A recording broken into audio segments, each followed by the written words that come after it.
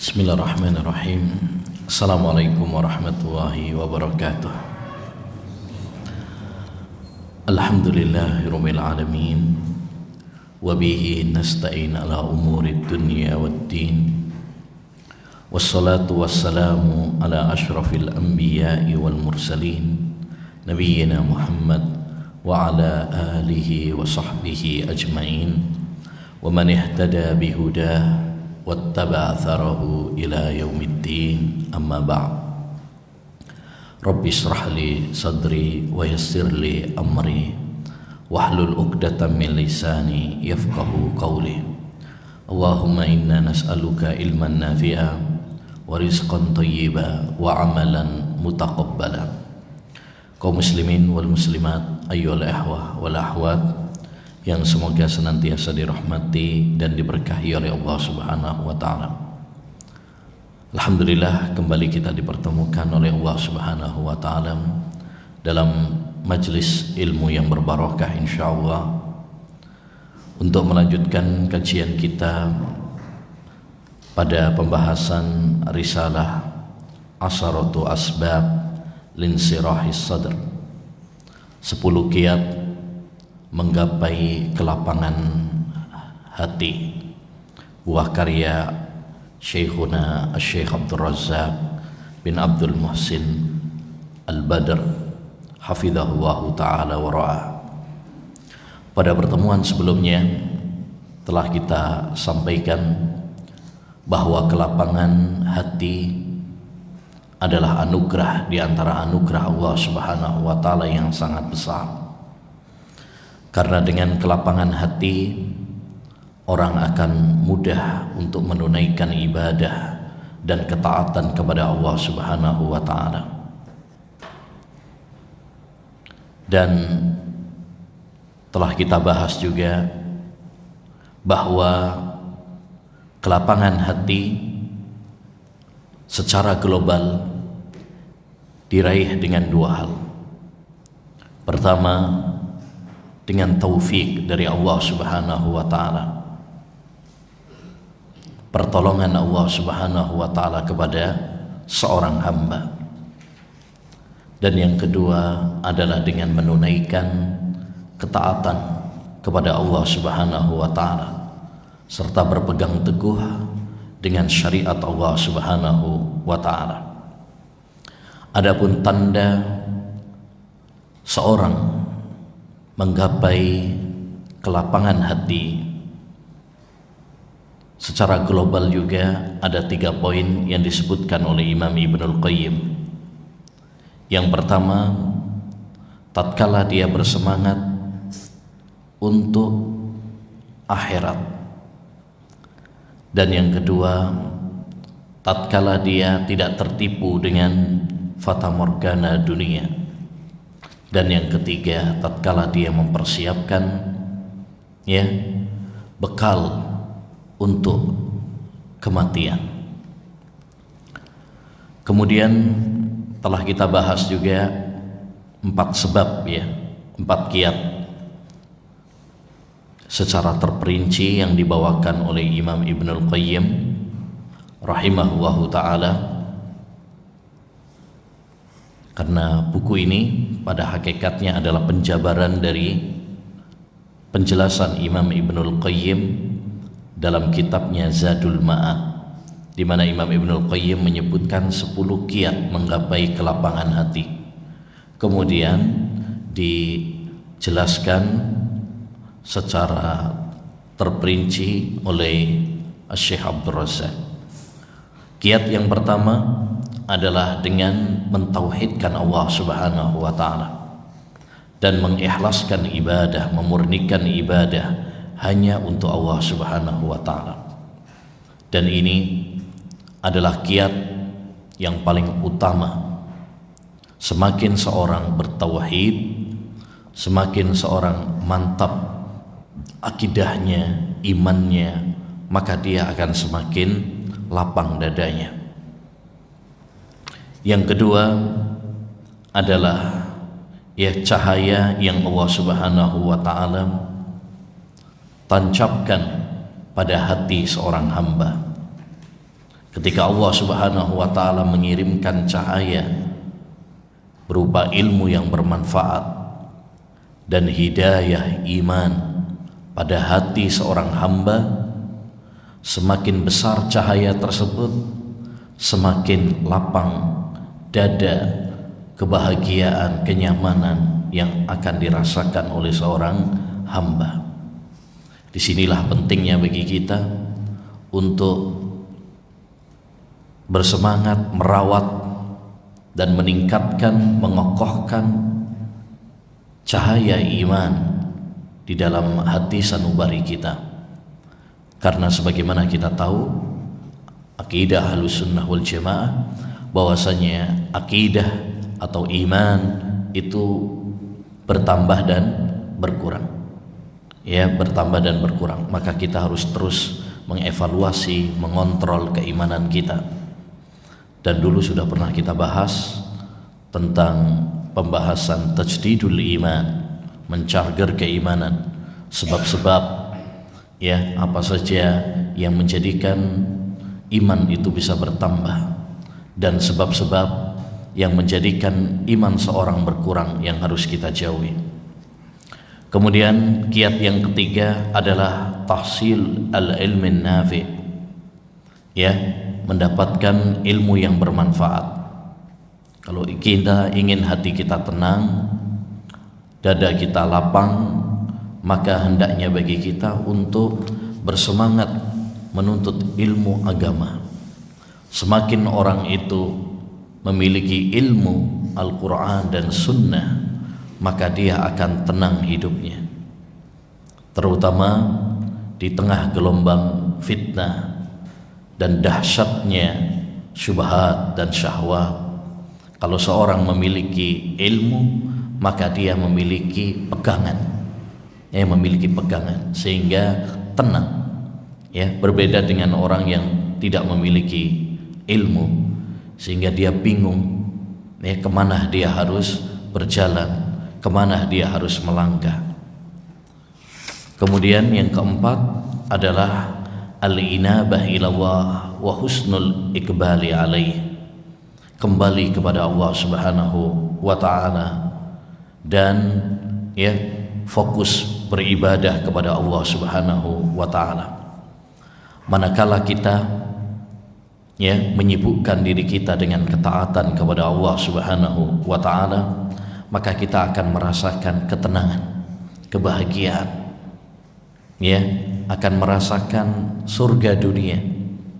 Syekhul Islam Taimiyah pernah mengatakan, inna fid dunya jannatan man lam yadkhulha lam yadkhul jannatal akhirah. Sesungguhnya di dunia ada surga, siapa yang tidak memasukinya maka dia tidak akan memasuki surga di akhirat. Apa surga dunia? Yaitu kelezatan dalam ketaatan kepada Allah Subhanahu wa ta'ala. Kalau seorang telah merasakan lezatnya ibadah kepada Allah Subhanahu wa ta'ala, beramal saleh dan melakukan ketaatan kepada Allah, maka dia akan merasakan ya kenyamanan ya dalam hidup ini. Oleh karenanya Rasulullah sallallahu alaihi wasallam hidupnya nyaman, walaupun secara ya ekonomi Rasulullah sallallahu alaihi wasallam terbilang orang yang sederhana, tidak punya, ya, bahkan seringkali beliau bertanya kepada istrinya, adakah makanan, ya, dijawab oleh para istrinya, nggak ada. Tetapi Rasulullah SAW adalah orang yang paling bahagia, ya. Kenapa? Karena beliau memiliki ya ketaatan, menyibukkan diri dengan ibadah kepada Allah Subhanahu wa ta'ala. Waju'ilat qurratu aini fis shalah, dan dijadikan penyejuk mataku di dalam salat. Ya. Nah, itu yang telah kita bahas pada pertemuan yang sebelumnya. Sekarang kita masuk pada pembahasan yang kelima. Bismillahirrahmanirrahim. As-sababu al-khamisu kiat yang kelima. Kiat yang kelima dari kiat menggapai ketenangan hati adalah dawamu dzikrillahi azza wa jal. Senantiasa mengingat Allah, berzikir kepada Allah subhanahu wa ta'ala.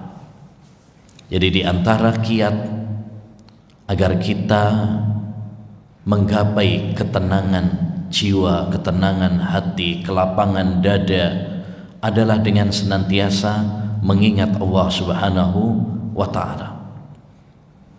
Dalilnya adalah firman Allah subhanahu wa ta'ala dalam surat Ar-Ra'd ayat 28. Allah subhanahu wa ta'ala berfirman, alladzina amanu wa tatma'innu qulubuhum bidzikrillah ala bidzikrillahi tatma'innul qulub.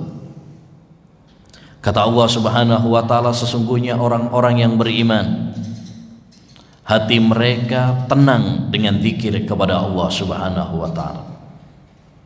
Ketahuilah, dengan zikir kepada Allah subhanahu wa ta'ala hati akan tenang.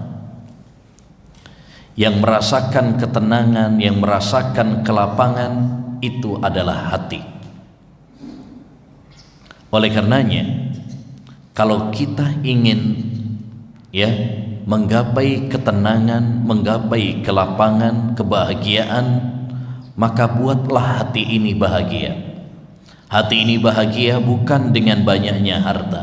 Hati ini bahagia bukan dengan tingginya tahta, bukan dengan popularitas nama, tetapi hati ini bahagia dengan iman, alladzina aman, dan dengan senantiasa mengingat Allah subhanahu wa ta'ala. Dan zikir kepada Allah subhanahu wa ta'ala ayyuhal ikhwah memiliki dua makna. Yang pertama adalah makna secara umum. Makna zikir secara umum adalah segala amalan yang bisa mengingatkan kita kepada Allah subhanahu wa ta'ala. Kita misalkan ziarah kubur, sehingga mengingatkan kita kepada kematian, mengingatkan kita kepada Allah SWT, itu bagian dari zikir. Kita datang ke majelis ilmu seperti ini juga bagian dari zikir. Makanya majelis ilmu disebut sebagai majelis zikir, majelis zikir. Kita menjenguk saudara kita yang sedang sakit misalkan, itu juga termasuk bagian dari zikir, karena bisa mengingatkan kita kepada Allah subhanahu wa ta'ala, mengingatkan kita kepada akhirat. Segala amalan yang mengingatkan kita kepada akhirat, yang mengingatkan kita kepada Allah subhanahu wa ta'ala, maka itu bagian dari zikir. Oleh karenanya sebagian salaf pernah mengatakan, kullu amilin bi ta'atillah fahuwa dzakirun lillah. Setiap orang yang melakukan ketaatan maka berarti dia berzikir kepada Allah subhanahu wa ta'ala, mengingat Allah subhanahu wa ta'ala. Makna yang kedua adalah zikir secara khusus. Zikir secara khusus yaitu zikir dengan lisan. Zikir dengan lisan. Seperti seorang mengucapkan subhanallah, walhamdulillah, la ilaha illallah, Allahu akbar,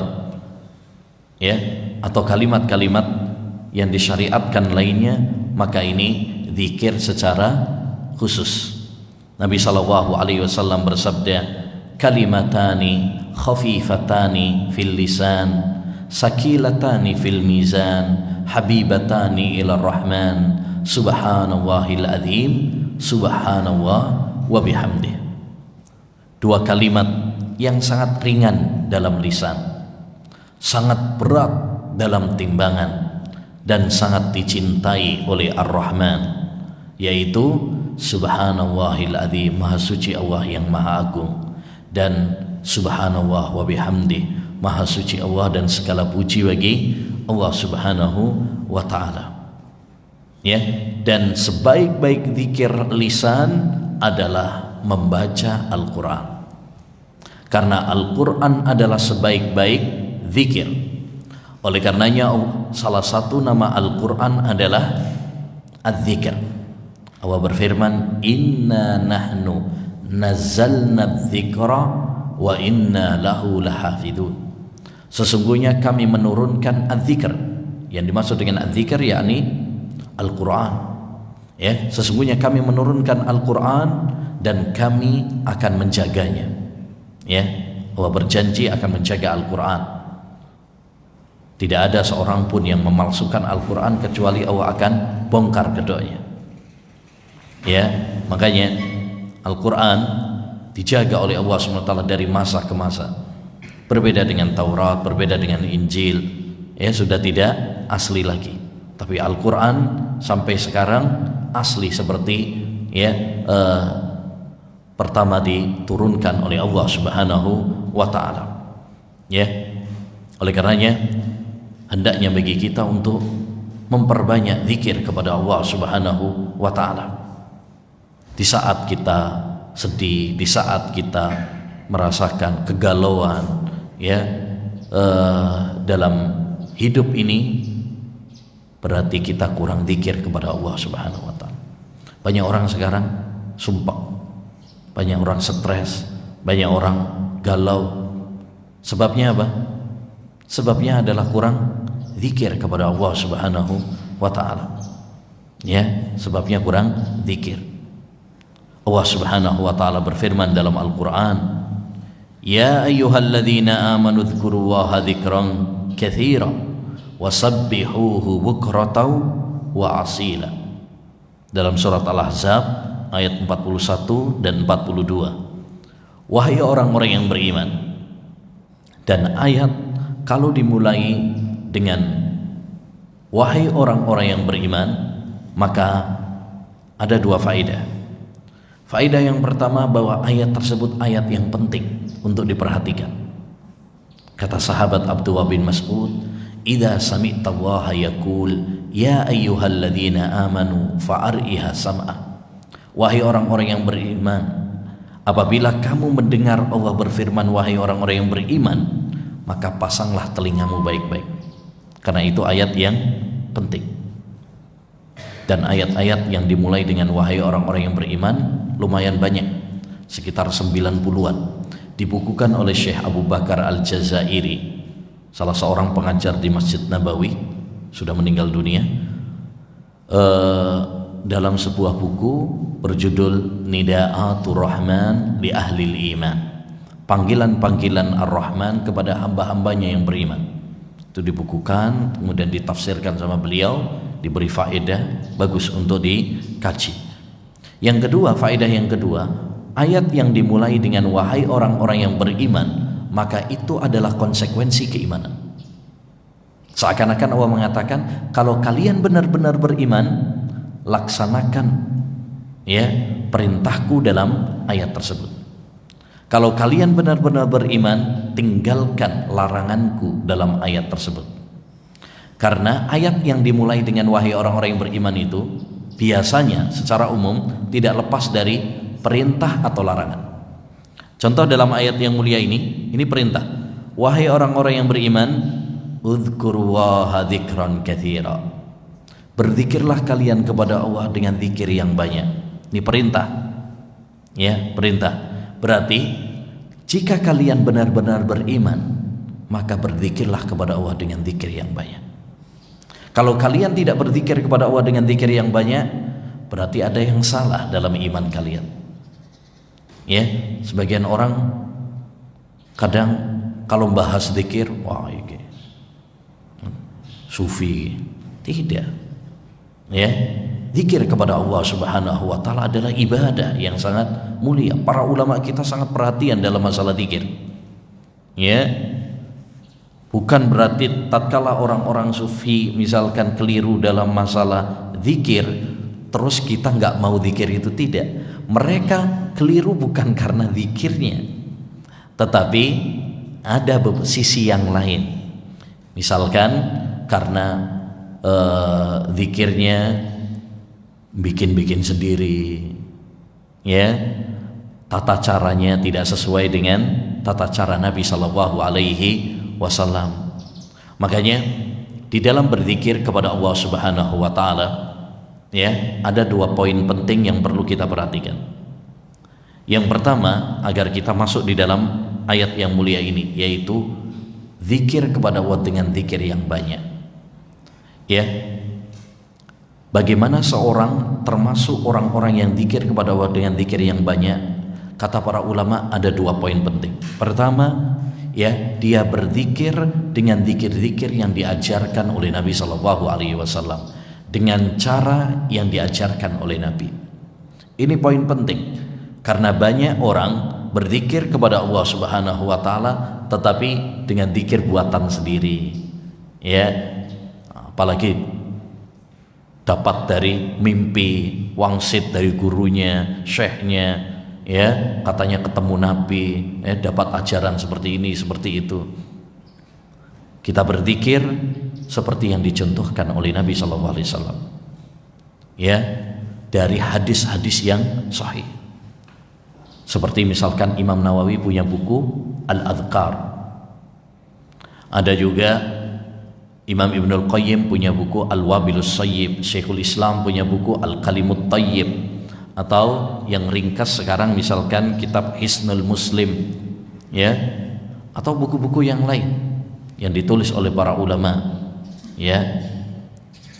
Yang kedua, hendaknya kita berzikir selaras antara lisan dan hati kita.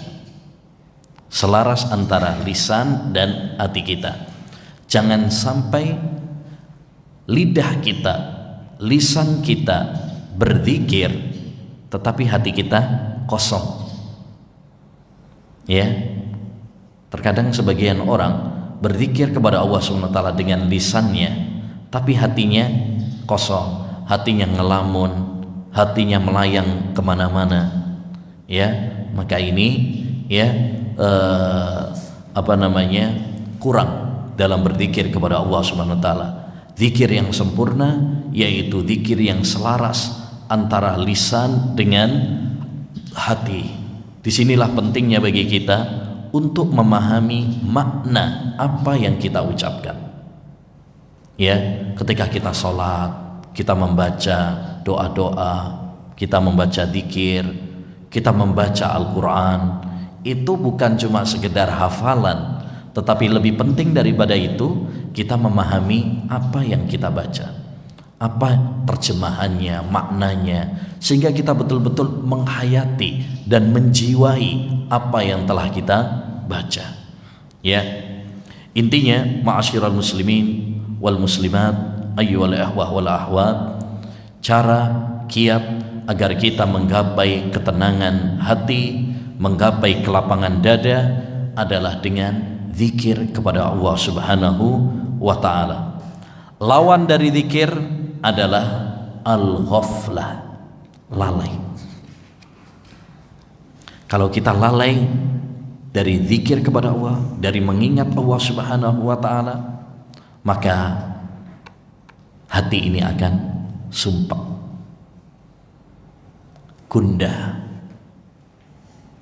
galau, ya, dan lain sebagainya. Nabi SAW mengatakan, masalul ladzi yadhkuru rabbah wal ladzi la yadhkuru rabbah masalul hayyi wal mayyit. Perumpamaan orang yang berzikir kepada Allah Subhanahu wa Ta'ala dan orang yang tidak berzikir kepada Allah Subhanahu wa Ta'ala diperumpamakan oleh Allah Subhanahu wa Ta'ala seperti orang yang hidup dan orang yang mati. Yang berzikir kepada Allah diperumpamakan seperti orang yang hidup. Orang yang tidak berzikir kepada Allah diperumpamakan seperti orang yang mati. Karena kehidupan yang hakiki adalah kehidupan dengan ketaatan kepada Allah, kehidupan dengan iman kepada Allah Subhanahu wa Ta'ala, ya. Adapun, ya, orang yang sekedar hidup, makan, minum, bersenang-senang di muka bumi ini, tetapi, ya, mereka tidak beriman kepada Allah, tidak beramal saleh, pada hakikatnya mereka adalah bangkai-bangkai yang berjalan di muka bumi ini. Mereka adalah orang-orang yang mati. Kehidupan yang sesungguhnya adalah tatkala kita beriman kepada Allah, tatkala kita beramal saleh kepada Allah Subhanahu wa taala. Ya. Jadi zikir ini sangat penting ayyuhal ikhwah, sebagai kunci agar kita senantiasa tenang, hidup dengan bahagia, hidup dengan kebahagiaan, terutama ketika ada masalah. Namanya orang dalam hidup ini pasti ada ujian, cobaan. Ketika kita ada masalah apapun, masalah dalam keluarga, masalah dalam perekonomian, diuji oleh Allah dengan sakit dan sebagainya, atau ada masalah dengan teman kita, tetangga kita, atau kita mendapatkan celaan dari orang-orang, maka jangan lupa untuk senantiasa berzikir kepada Allah Subhanahu wa taala. Allah berfirman di dalam surat Al-Hijr ayat 97-98, kata Allah Subhanahu wa taala, walaqad na'lam annaka yadhiqu sadruka bima yaqulun. Kata Allah SWT, sungguh kami mengetahui bahwa hatimu sempit karena sebab ucapan-ucapan mereka. Yakni Nabi dicela, dicerca, dikatain oleh orang-orang kafir Quraisy sebagai tukang sihir, gila, pendusta, penyair, macam-macam. Sehingga Nabi SAW terkadang sempit dadanya. Maksudnya tabii, manusia dapat omongan-omongan itu akhirnya kemudian sedih. Kita aja misalkan kalau diomongin orang macam-macam, dibully misalkan, diserang, dikatain macam-macam, dicela, dicerca, pasti akan ada kesedihan di dalam hati ini. Apa kemudian kata Allah Subhanahu wa taala? Aku tahu, kata Allah, bahwa hatimu sempit karena sebab ucapan-ucapan mereka. Fasabbih bihamdi rabbika wa kum minas sajidin. Maka bertasbihlah memuji Rabbmu. Diperintahkan oleh Allah untuk apa? Berzikir. Ketika ada masalah, maka jangan lupa untuk mengingat Allah Subhanahu wa taala. Baca Al-Qur'an, berdoa, istighfar, zikir kepada Allah Subhanahu wa taala. Subhanallah, termasuk hal yang unik kalau kita perhatikan Al-Qur'an itu, setiap lembarnya tidak pernah luput ada nama Allah SWT. Pasti setiap lembaran Al-Qur'an di situ ada nama Allah SWT. Apa hikmahnya? Hikmahnya kata para ulama agar kita senantiasa mengingat Allah SWT. Agar kita ingat sama Allah Subhanahu wa taala. Jangan melupakan Allah Subhanahu wa taala. Jangan hanya ingat sama Allah Subhanahu wa taala ketika kita ada maunya aja. Jangan mengingat Allah Subhanahu wa taala ketika kita sudah terpojok saja. Tapi ingatlah Allah Subhanahu wa taala kapanpun, setiap saat, dimanapun, kapanpun, hendaknya kita mengingat Allah Subhanahu wa ta'ala. Allah berfirman, fadhkuruni adzkurkum. Ingatlah aku, niscaya aku akan mengingat kalian. Kita kalau banyak orang, kalau misalkan ngefans sama idolanya, banyak orang ngefans pemain bola, ngefans kepada artis, bintang film, belum tentu mereka kenal sama kita, belum tentu. Tapi kalau kita ingat sama Allah Subhanahu wa taala, Allah Subhanahu wa taala pasti akan mengingat kita. Fadhkuruni adzkurkum. Ya, ingatlah aku, niscaya aku akan mengingat kalian. Ya, itu janji Allah Subhanahu wa taala. Wa kum minas sajidin, dan jadilah kamu termasuk orang-orang yang sujud.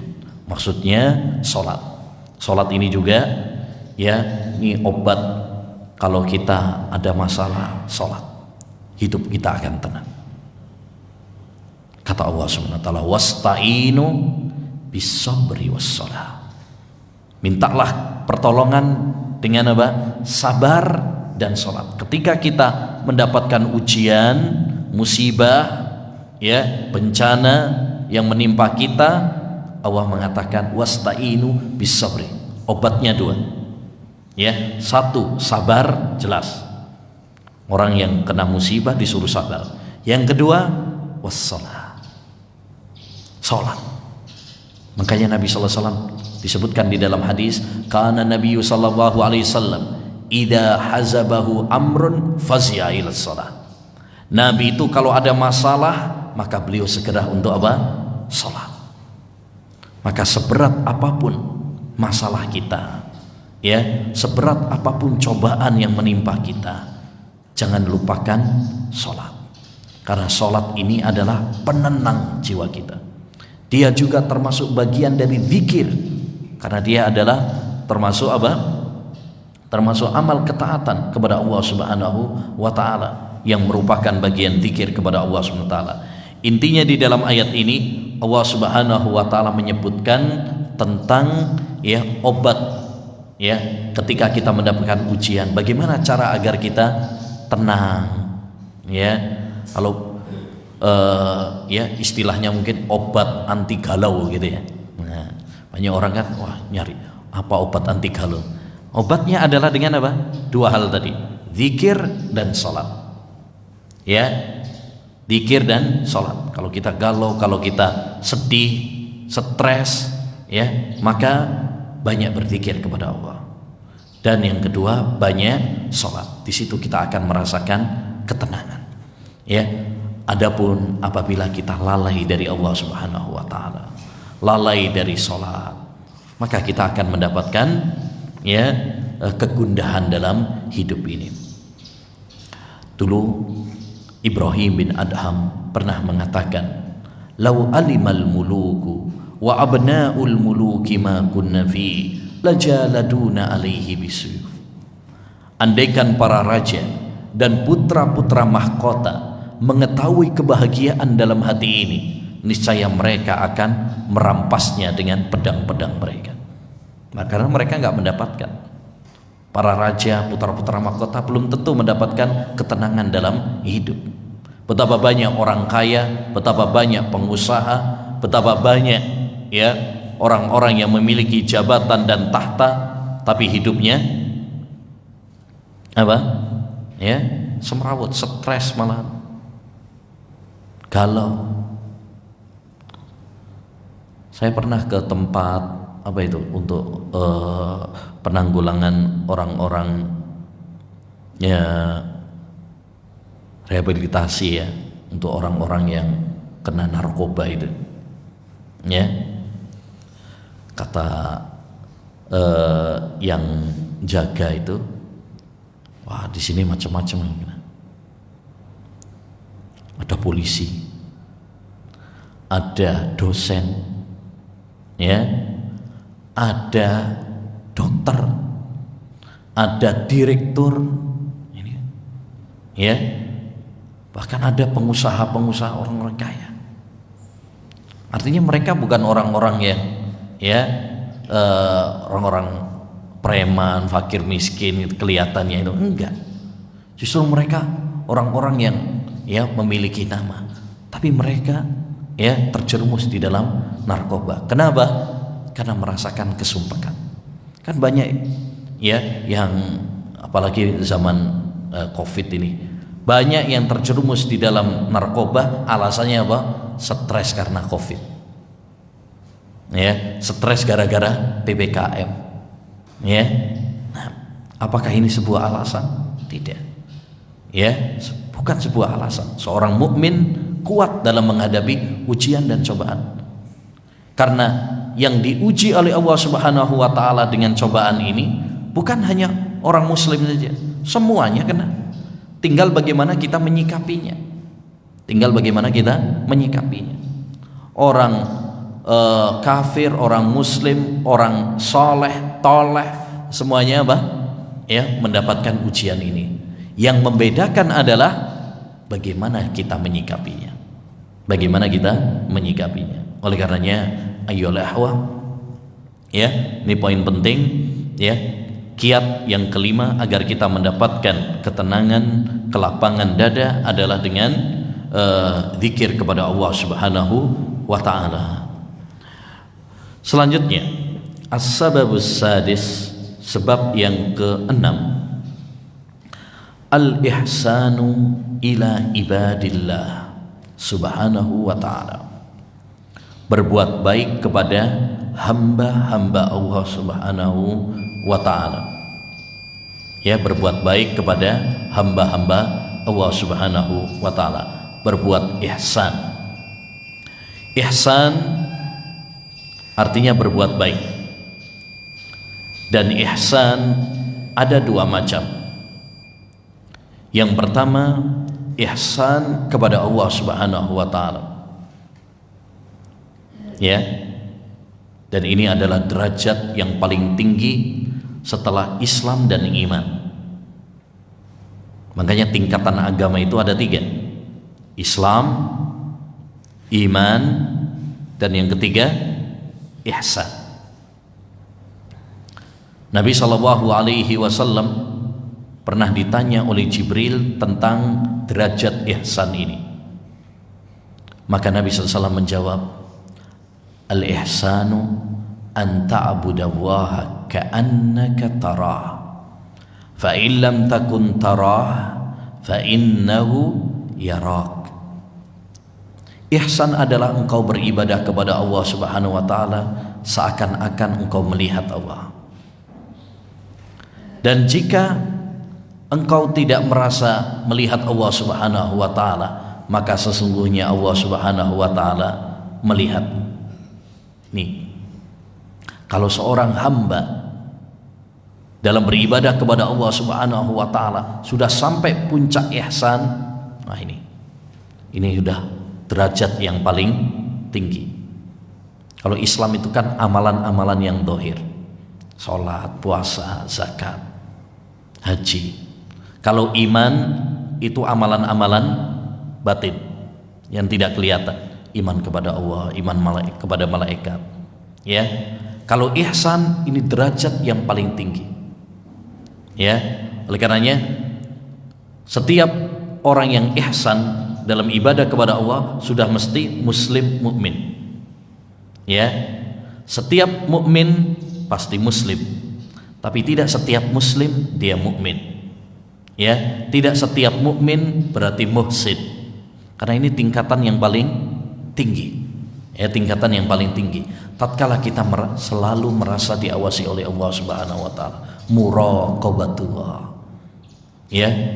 Kalau ini hadir dalam ibadah kita, ya, kita akan merasakan lezatnya iman, dan kita akan terhindar dari, ya, kemaksiatan dan dosa kepada Allah Subhanahu wa ta'ala. Yang kedua adalah ihsan kepada hamba-hamba Allah. Ini yang dimaksud oleh penulis. Makanya beliau mengatakan ihsan ila ibadillah, berbuat baik kepada hamba-hamba Allah. Jadi bukan makna yang tadi, ya. Kalau tadi itu ihsan kepada Allah. Kalau yang kedua ini ihsan kepada hamba-hamba Allah, yaitu tatkala kita berbuat baik kepada orang lain, memberikan manfaat kepada orang lain. Dan ini juga dianjurkan oleh Allah Subhanahu wa ta'ala. Allah berfirman dalam surat Al-Baqarah ayat 195, wa ahsinu innallaha yuhibbul muhsinin. Dan berbuat baiklah kalian, ini perintah. Dan dalam kaidah usul fikih dikatakan al aslu fil amri yufidul wujub. Hukum asal perintah menunjukkan wajib, maka kita wajib berbuat baik kepada orang, Ya, wajib berbuat baik kepada orang. Innallaha yuhibbul muhsinin. Setelah Allah memerintahkan kita berbuat baik kepada orang, Allah Subhanahu wa taala memberikan keutamaan, yaitu Allah Subhanahu wa taala mencintai orang-orang yang berbuat baik. Ya, siapa yang tidak menginginkan cinta Allah Subhanahu wa taala? Tentu kita semuanya pengen untuk termasuk hamba-hamba yang dicintai oleh Allah Subhanahu wa taala. Kalau kita ingin termasuk hamba-hamba yang dicintai oleh Allah Subhanahu wa taala, maka lakukan kriteria yang dicintai oleh Allah Subhanahu wa taala. Kriteria orang-orang yang dicintai oleh Allah salah satunya adalah muhsinin, yaitu orang-orang yang berbuat baik. Disinilah ayyuhal ikhwah, penting bagi kita, di samping kita memperbaiki hubungan kita dengan Allah Subhanahu wa taala, berbuat baik kepada Allah Subhanahu wa taala, ya, dalam ibadah kita berupaya bagaimana ikhlas, ittiba. Kita juga harus memperhatikan masalah sisi yang lain, yaitu hubungan kita dengan sesama hamba. Ya, hablum minallah wa hablum minan nas. Ya, berbuat baik dengan hubungan Allah Subhanahu wa taala dan memperbaiki hubungan kita juga dengan sesama manusia. Ya, sisi ini juga perlu kita perhatikan. Jangan sampai kita rajin sholat, rajin puasa, rajin sedekah, tapi ya sama orang nggak berbuat baik, bahkan suka menyakiti. Hati-hati. Pernah dalam riwayat Bukhari disebutkan bahwa Rasulullah SAW pernah ditanya, wahai Rasulullah, sesungguhnya fulana, ada seorang wanita wahai Rasulullah, rajin sholat, rajin puasa sunnah, rajin sholat sunnah, sodakohnya Masya Allah, tapi dia suka menyakiti manusia. Ya, kalau ngomong nyelekit wahai Rasul sama tetangganya. Apa kata Nabi?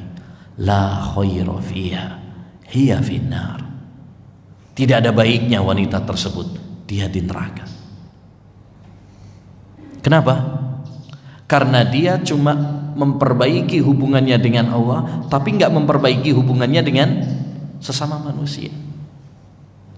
Terkadang kita jumpai, ya, sebagian ikhwan atau akhwat, Masya Allah, dia kalau sholatnya Masya Allah, berpegang teguh kepada sunnahnya Masya Allah, ya, dia melihara jenggot, tidak isbal. Ini patut kita apresiasi semangatnya.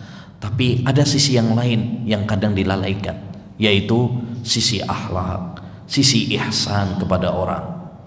Ya, ini yang sering kita lalaikan.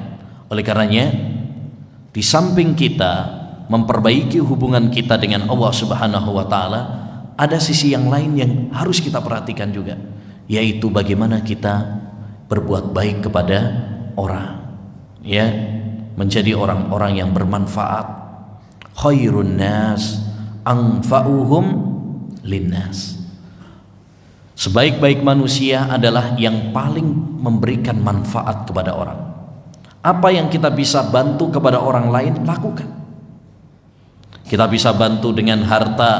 Ada yang butuh bantuan harta, kita bantu. Ya, kita punya tetangga, punya teman, dia butuh bantuan harta, bantu selagi kita bisa. Ada yang butuh bantuan tenaga, kita bantu. Ada yang butuh bantuan, misalkan ya mobil, sepeda motor kita, misalkan pinjem, ya, dia lagi butuh, ya, kasih, bantu. Apa yang kita bisa lakukan. Man istata'a minkum an yanfa'a akha falyaf'al. Kata Nabi, siapa di antara kalian yang bisa memberikan manfaat kepada saudaranya, lakukan. Ya, tolong, apa yang kita bisa membantu dengan apa?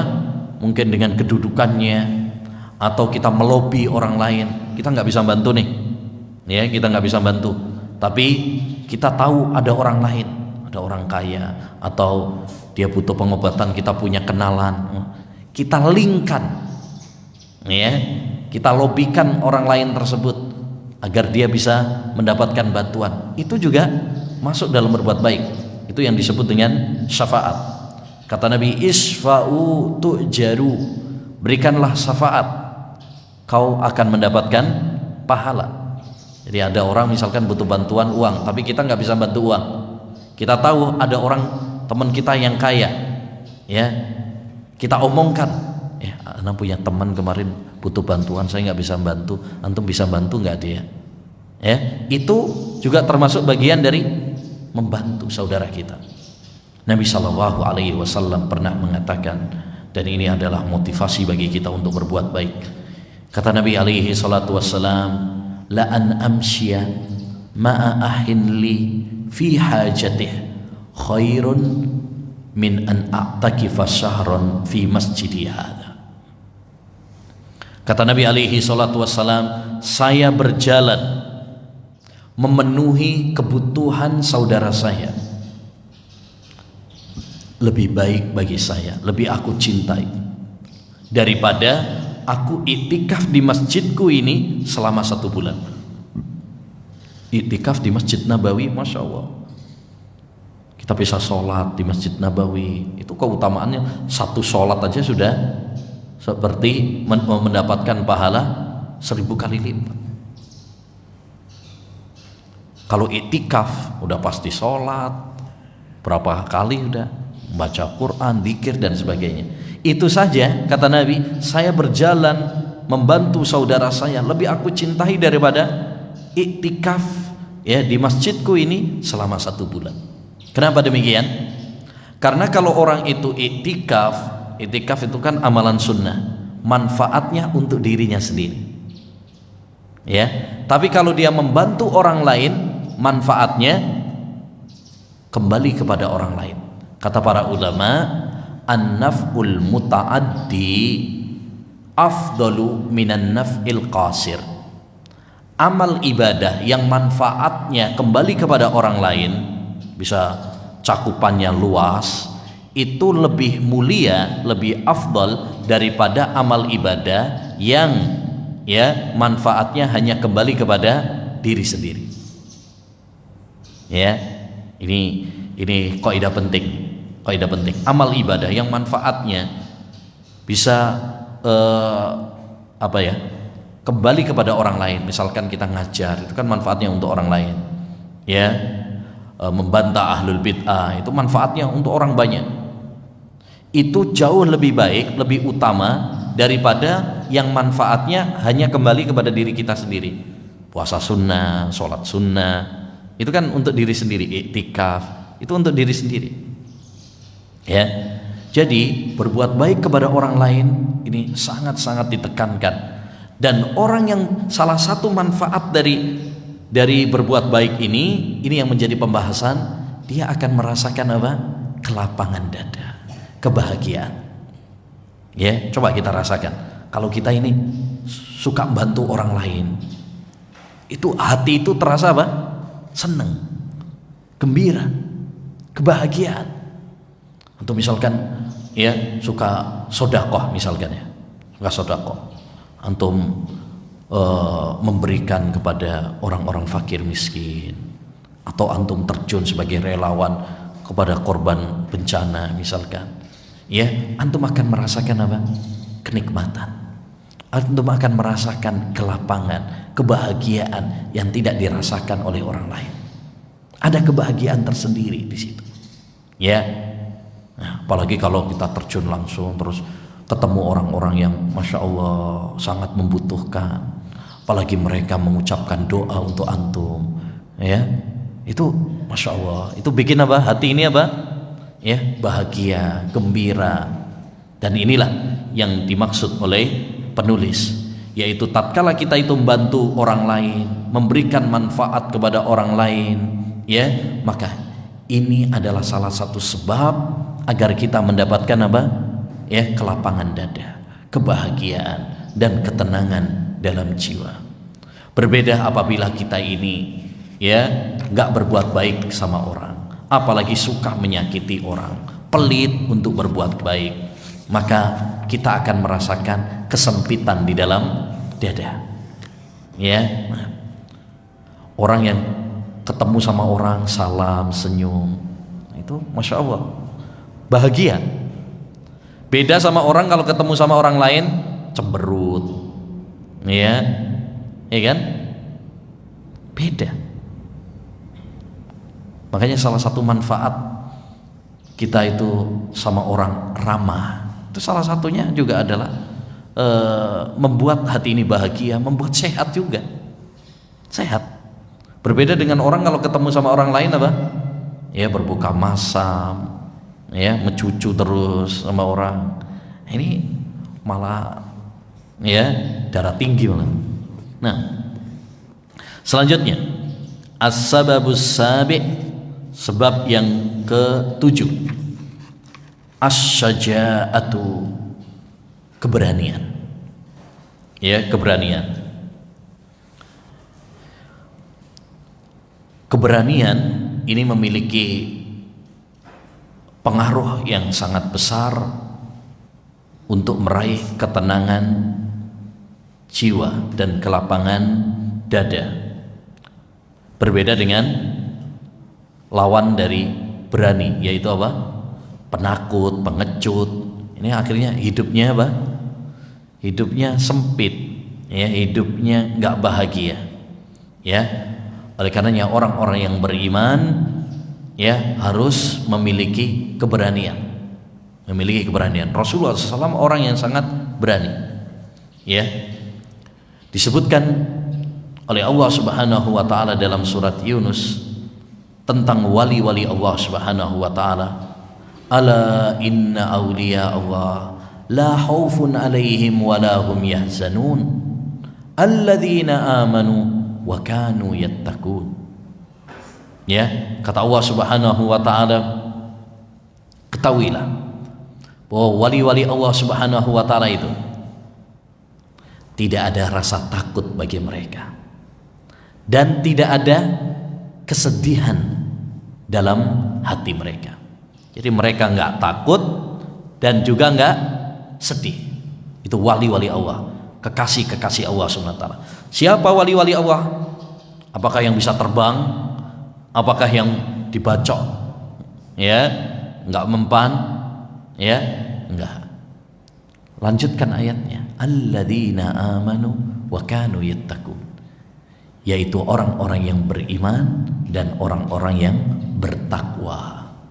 Makanya wali Allah itu man kana mu'minan taqiyan kana lillahi waliyan.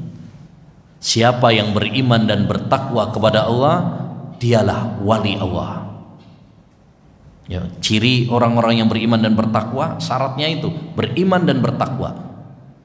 Kalau dia adalah ya orang kafir, orang fasik, orang yang berbuat syirik, berbuat bid'ah, maka berarti dia bukan wali Allah SWT. Walaupun dia punya kedikdayaan, walaupun dia punya keluar biasaan, ya, nah itu syaratnya, syarat utamanya itu. Makanya ada seorang ulama mengatakan, idza ra'aita syahsan yatir wa fawqa ma'il bahri yasir wa lam yakif ala hududis syar'i fa'lam annahu mustadrajun bid'i. Kalau kamu lihat ada orang bisa terbang atau bisa berjalan di atas air tapi dia tidak berpegang teguh dengan syariat, maka itu namanya istidraj. Dia sedang dimanjakan oleh Allah Subhanahu wa taala agar terus di dalam bergelimang di dalam ya dosa dan kesesatannya. Ya, Dajjal itu juga memiliki kedikdayaan, keluar biasaan. Apakah berarti dia wali Allah? Tidak. Wali syaitan. Wali syaitan. Nah, ini penting. Saya singgung dikit karena ya banyak orang salah paham tentang wali Allah Subhanahu wa taala. Ya, bahkan ada yang mengira orang gila jadi wali. Ya, karena dia punya kedikdayaan. Ya, buktinya pas ditanya nomor tokel benar ternyata. Misalnya wali majdub ya. Nah, ini ajaran-ajaran tasawuf yang sangat batil. Ya, yang sangat batil. Siapapun yang menyebarkannya, ya, kita jangan tertipu. Sekarang banyak orang, ini pentingnya kita ngaji juga ya. Sekarang ini banyak syubhat-syubhat terutama di media sosial, ya, yang menjadikan kadang sebagian orang akhirnya apa? Ya, bingung, terpengaruh. Ya, bener ini. Wah. Kadang ada yang manggut-manggut. Ya. Kalau kita memiliki ilmu, ya, ilmu akan menjadi perisai bagi kita untuk menghadapi syubhat-syubhat tadi. Tidak akan apa? Ya, tidak akan terpengaruh. Nah, karena kita punya ilmu, bisa membedakan mana yang benar dan mana yang salah. Kita punya filter. Tidak semua omongan orang kemudian kita benarkan. Tapi kalau nggak punya ilmu, ya, ya, saringannya bolong. Ya, kita pengennya memfilter, tiba masuk malah syubhatnya. Jadi intinya kita kembali kepada pembahasan, salah satu kiat agar kita hidup kita ini tenang, bahagia, lapang dada kita, yaitu kita harus memiliki keberanian. Ya, jangan menjadi penakut.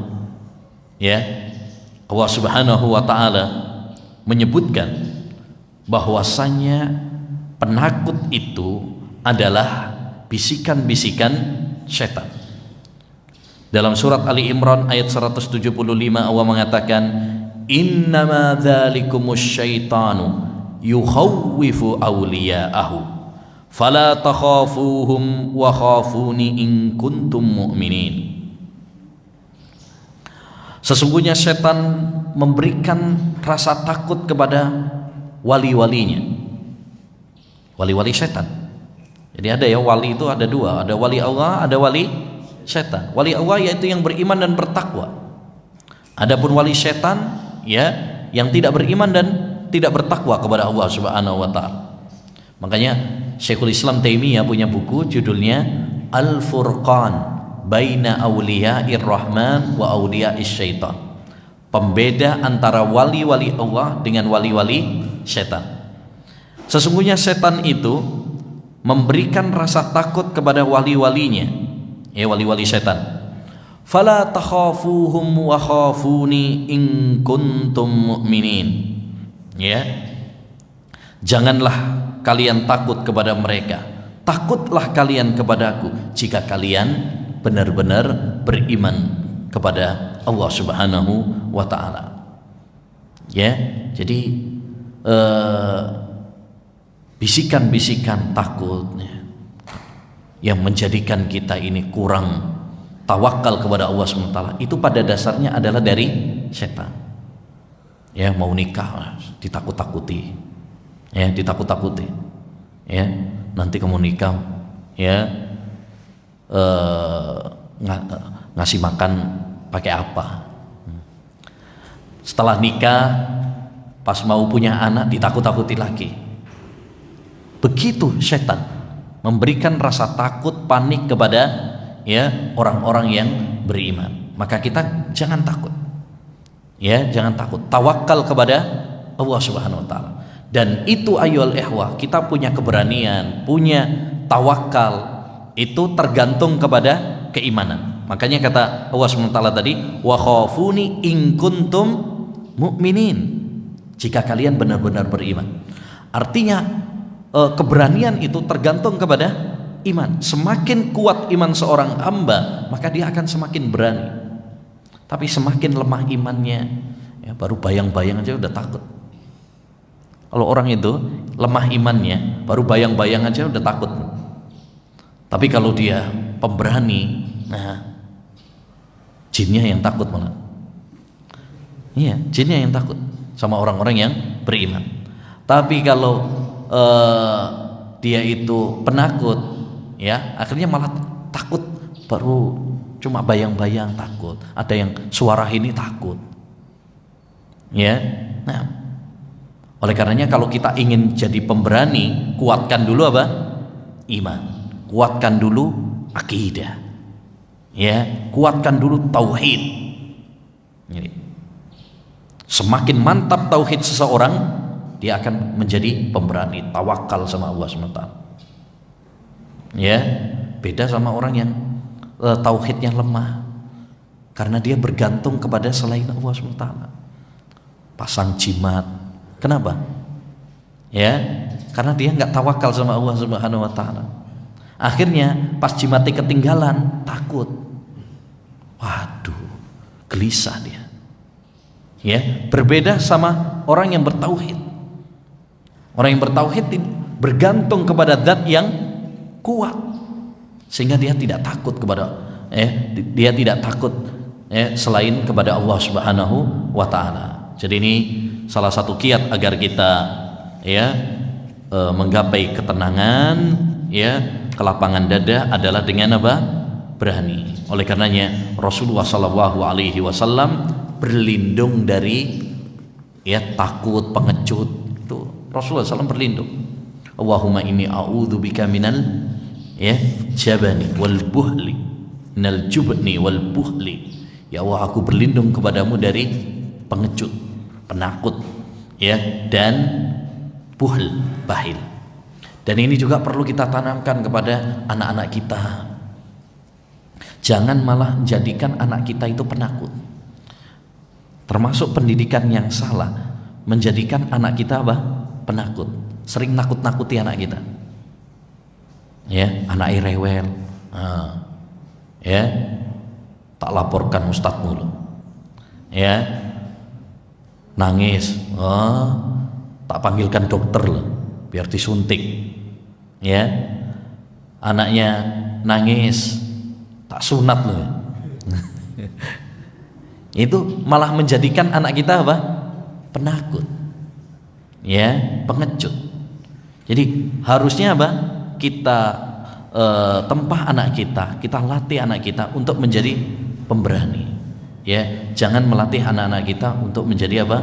Penakut. Apalagi nakut-nakuti kepada yang tidak mesti untuk ditakuti. Masa nakuti dokter, ustadz, ini kan nggak bagus malah.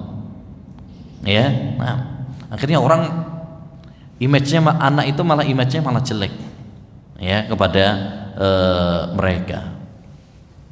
Taib.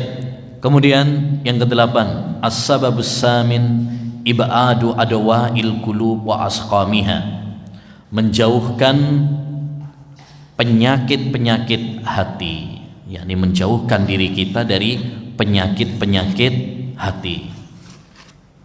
Kalau kita ini ingin hidup kita tenang, bahagia,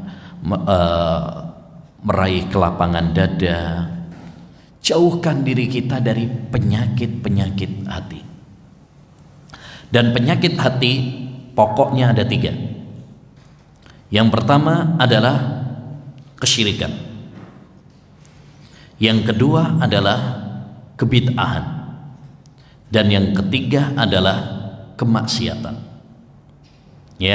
Penyakit hati itu pokoknya ada 3. Nih, kotoran-kotoran hati, noda-noda hati, itu pokoknya ada 3. Kesyirikan, kebid'ahan, dan yang ketiga adalah kemaksiatan. Kesyirikan lawan kata dari tauhid, kebid'ahan lawan kata dari sunnah, kemaksiatan lawan kata dari ketaatan. Ketaatan. Kalau kita berpegang teguh dengan tauhid, berpegang teguh dengan sunnah dan taat kepada Allah, kita akan bahagia. Sebaliknya, kalau kita ini syirik, kalau kita ini melakukan kebid'ahan, kalau kita melakukan kemaksiatan, maka hidup ini akan sumpek. Hidup ini akan gundah. Galau. Makanya orang-orang yang berbuat syirik, orang-orang yang melakukan kebid'ahan, mereka tidak mendapatkan kebahagiaan yang didapatkan oleh ahli tauhid dan ahli sunnah. Tidak. Orang-orang yang misalkan mempelajari ilmu filsafat, yang berakidahnya dengan akidah filsafat, ilmu kalam, mereka orang-orang yang bingung, Mbak. Hidupnya nggak tenang. Makanya dulu para pakar, orang-orang yang sudah menggeluti ilmu kalam, semisal Al-Juwaini, Fakhrur Razi, Al-Ghazali, ya, dan lain sebagainya. Mereka hidup di dalam apa? Kegundahan, kebingungan, kesesatan. Kata Ar-Razi, walam nastafid min bahsina tula umrina siwa an jama'na fihi qila wa qalu. Ya, kami enggak mendapatkan apa-apa sepanjang umur kami ini. Padahal ini ahli kalam, ini ahli filsafat. Dia mengatakan apa? Kami enggak mendapatkan apa-apa kecuali hanya qila wa qalu. Omongan ini begini, omongan itu begitu. Enggak dapat apa-apa. Enggak mantap. Ya. Pernah Al-Juwaini pernah mengatakan dalam majelisnya, Allah itu ada di mana-mana. Maka ada salah seorang namanya Abu Ja'far Al-Hamadani. Dia mengatakan, ya Ustaz, ya, Anda mengatakan seperti itu. Tapi dalam fitrah ini tidaklah saya berdoa dan mengangkat tangan saya kecuali hati saya mengatakan Allah itu ada di atas. Akhirnya apa yang dilakukan oleh Al-Juwaini, ya, dia mengambil sandalnya, dia bubarkan majelisnya, dan dia mengatakan hayyaronil hamadani, hayyaronil hamdani. Si Hamdan ini bikin kepala saya puyeng aja, bikin saya bingung aja. Artinya orang-orang yang ahli kalam, mereka apa? Orang yang bingung, rapuh argumennya. Makanya para ulama kita mengingatkan, nggak usah belajar ilmu filsafat, ilmu kalam, ya, nggak ada faedahnya, madharatnya lebih besar. Al ilmu bil kalami jahlun, ilmu dengan ilmu kalam, mempelajari ilmu kalam itu kebodohan. Wal jahlu bil kalami ilmun, ya, dan bodoh tentang ilmu kalam itu adalah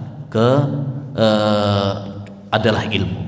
Jadi, ya, kalau kita ingin hidup itu tenang, maka jauhi tadi syirik, jauhi bid'ah, jauhi maksiat. Kalau kita terjerumus di dalam 3 hal tadi, maka kita akan merasakan kegundahan. Kata Imam Ibnul Mubarak, ra'aitud dunuba tumitul quluba wa qad yurisud dhulla idmanuha. Aku melihat dosa itu mematikan hati. Makanya ini bisa kita rasakan sendiri, ya. Kalau kita ini terjerumus di dalam dosa, ada kegelisahan di dalam hati ini, nggak bisa dibohongi, ya, gelisah, gundah, kayak ada beban, ya. Kalau kita salah, kalau kita dosa, hidup kita nggak tenang, ya, hidup kita nggak tenang. Waqad yurisud dhulla idmanuha, kalau terus menerus di dalam dosa menjadikan kita hina. Wa tarkud dzunubi hayatul qulubi, ya, wa khairun li nafsika isyanuha. Meninggalkan dosa itu adalah kehidupan bagi hati. Kalau kita meninggalkan dosa, ya, maka hati kita akan apa? Hidup. Baik. Selanjutnya yang ke-9, as-sababut tasi' tarku fudulil umur, meninggalkan perkara-perkara yang tidak ada faedahnya. Nah, ini kalau pengen hidup kita bahagia, kalau kita pengen lapang dada, tinggalkan hal-hal yang tidak bermanfaat. Nabi SAW bersabda apa? Min husni islamil mar'i tarkuhu mala yakni, termasuk kebaikan Islam seseorang adalah meninggalkan hal-hal yang tidak bermanfaat. Maka kita jaga lisan kita dari omongan-omongan yang tidak bermanfaat. Kita jaga telinga kita dari mendengar hal-hal yang tidak bermanfaat. Kita jaga mata kita dari melihat hal-hal yang tidak bermanfaat. Ini, ya, ini penting. Tatkala kita menyibukkan dengan hal-hal yang tidak bermanfaat, hidup kita nggak tenang. Hidup kita nggak tenang. Ya, hidup kita tidak tidak tenang. Sering kepo, ngurusin orang, pengen tahu aja. Ngapain kita menyibukkan dengan hal-hal yang tidak bermanfaat bagi kita? Termasuk ya sekarang ini, yang ini juga diingatkan oleh Syekh ya. Wa mimma ubtuliya bihin nasu fi hadzal zaman wa fataha lahum abwaban adidah minal fudul inhimaquhum bin nazar fi syasatil jawal wa taqlibis safahat wal mawaqi' talaban li fudulil umur. Termasuk ya bencana yang banyak menimpa manusia pada zaman kita sekarang, sehingga mereka terjerumus di dalam fudul. Fudul itu tadi perkara-perkara yang nggak ada faedahnya, yaitu inhimaquhum, mereka larut ya bin nadhar fi syasatil jawal, melihat HP, sibuk dengan HP, dengan berbagai aplikasinya ya, Facebook, Instagram, Twitter, YouTube, Google, gak mari-mari Pak. Habis waktu kita ya, akhirnya apa? Menyibukkan kita, mikiri utangnya negara. Wah yo apa negara, utangnya akeh ya, lali kalau dianya juga punya utang. Nah, kita malah mikirin utang negara, tapi lupa kalau kita sendiri punya hutang. Kadang kita seperti itu, sibuk dengan hal-hal yang tidak bermanfaat. Makanya ya, salah satu yang dianjurkan adalah bagaimana kita ini menyibukkan waktu kita dengan hal-hal yang bermanfaat, supaya tidak ada kesempatan bagi diri kita melakukan hal-hal yang tidak bermanfaat.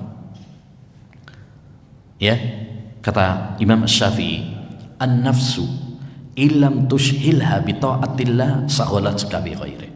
Jiwa itu kalau kamu tidak menyibukkan dengan hal-hal yang bermanfaat ya, dengan ketaatan kepada Allah, dia akan menyeretmu untuk melakukan ya kemaksiatan.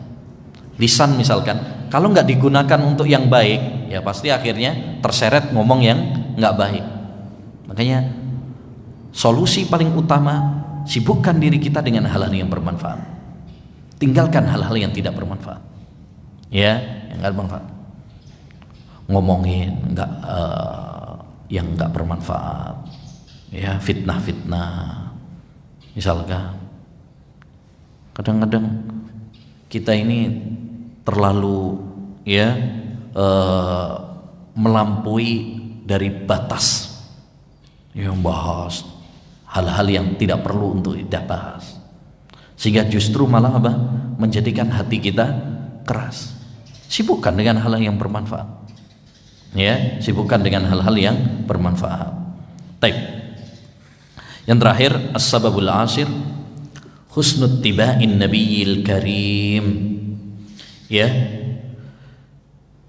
termasuk sebab agar kita menggapai kelapangan dada adalah husnut tiba'in nabiyil karim, meneladani Nabi sallallahu alaihi wasallam dengan baik, meneladani Nabi sallallahu alaihi wasallam dengan baik.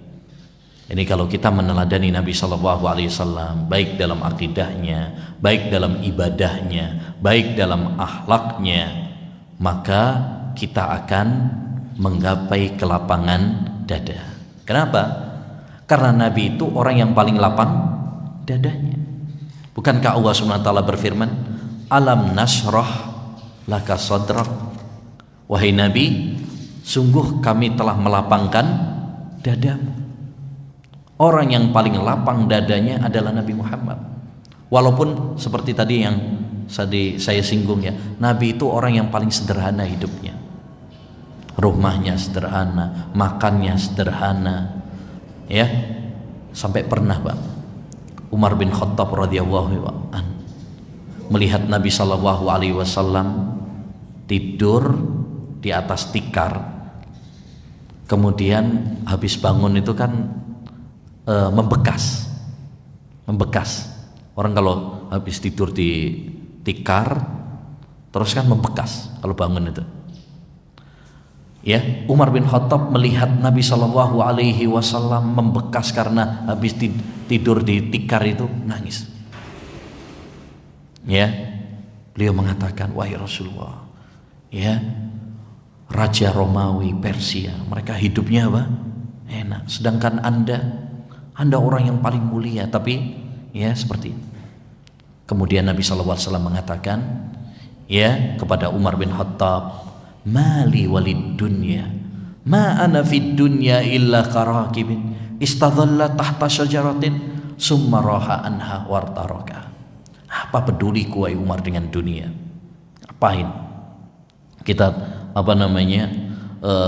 tergila-gila dengan dunia? Toh kita di dunia itu tak lain seperti seorang musafir, seorang yang bepergian, berkelana, kemudian dia singgah di bawah pohon. Ya, suatu saat dia akan meninggalkan pohon tersebut, melanjutkan perjalanannya. Ya, nah, tapi walaupun kehidupan Nabi yang sederhana seperti itu, tapi beliau adalah orang yang paling bahagia. Ya, pernah juga suatu saat ya, Nabi Shallallahu Alaihi Wasallam itu nanya kepada Aisyah, Aisyah ada makanan nggak? Apa jawaban Aisyah? Nggak ada wahai Rasulullah. Terus Nabi mengatakan, idan ana shaiman, kalau gitu aku puasa aja. Kono panganan, ya Masya Allah. Itu dapurnya Rasulullah, manusia terbaik. Tapi itu tidak menjadikan kemudian Rasulullah tidak bahagia. Karena kebahagiaan tidak terletak pada ya dunia, harta, makanan, jabatan, bukan. Lihat Syekhul Islam Taimiyah, beliau hidupnya sering masuk penjara. Tapi beliau mengatakan, ana jannati fi qalbi. Yes, surgaku, kebahagiaanku ada di hatiku. Ya, madza yasna'u a'da'i bi? Apa yang dilakukan oleh musuh-musuhku kepadaku? Jadi walaupun musuh-musuhku menginginkan aku sengsara, tapi kebahagiaan itu di hatiku. Dimanapun aku berada, walaupun di penjara, aku tetap merasakan apa? Kebahagiaan. Karena bahagia itu tempatnya di dalam hati. Jadi kalau kita ingin ya menggapai kelapangan hati, kelapangan dada, tirulah Rasulullah sallallahu alaihi wasallam. Semakin kita meniru Nabi sallallahu alaihi wasallam, maka hidup kita akan semakin bahagia. Ya, hidup kita akan penuh dengan keberkahan. Ya, dahulu para ulama salaf mengatakan, ya, para ulama kita mengatakan, ya, seperti yang dikatakan oleh Imam Malik, as-sunnatu kasafinatin Nuh. Sunnah Nabi itu bagaikan kapalnya Nabi Nuh. Man raqibaha najah, siapa yang menaikinya maka dia akan selamat. Wa man lam yarkab ahurik, siapa yang tidak menaikinya dia akan tenggelam. Ya, nah makanya mereka mengatakan al-iktida'u bis sunnati najah, mengikuti sunnah Nabi itu adalah keberuntungan, kesuksesan, keberkahan. Ya, maka kalau kita ingin bahagia, ingin selamat, ingin hidup kita berkah, ingin tenang hidup kita, ingin lapang dada kita, ikutilah Nabi sallallahu alaihi wasallam dalam segala hal. Laqad kana lakum fi Rasulillah uswatun hasanah liman kana yarjullaha wal yawmal akhir wa dzakarallaha katsira. Ya, sungguh pada diri Rasulullah itu suri tauladan yang baik. Ini dalam segala hal. Bukan hanya dalam sholat saja kita mengikuti Nabi, enggak. Dalam berumah tangga ikuti Nabi, karena Nabi orang yang paling bahagia rumah tangganya. Khairukum li ahli, sebaik-baik kalian adalah yang paling baik sama keluarganya. Wa ana khairukum li ahli, dan saya adalah yang paling baik sama keluarga saya. Dalam berdagang, berekonomi, berpolitik, berdakwah, bergaul dengan orang, ya, ikuti Nabi sallallahu alaihi wasallam. Jangan cuma masalah sholat saja yang ngikutin Nabi, yang lainnya enggak. Segala hal kita mengikuti Nabi sallallahu alaihi wasallam. Demikian ayyuhal ikhwah wal akhwat yang bisa kita bahas tentang 10 kiat menggapai ya kelapangan dada, ketenangan hati. Semoga Allah Subhanahu wa taala menganugerahkan kepada kita semuanya ketenangan hati dan kelapangan dada, ya, sehingga kita bersemangat dalam beramal saleh, ya. Kita berdoa kepada Allah Subhanahu wa taala, ya, agar mengabulkan harapan kita semuanya. Amin ya rabbal alamin. Subhanakallahumma bihamdika asyhadu an la ilaha illa anta astaghfiruka wa atubu ilaik. Assalamualaikum warahmatullahi wabarakatuh.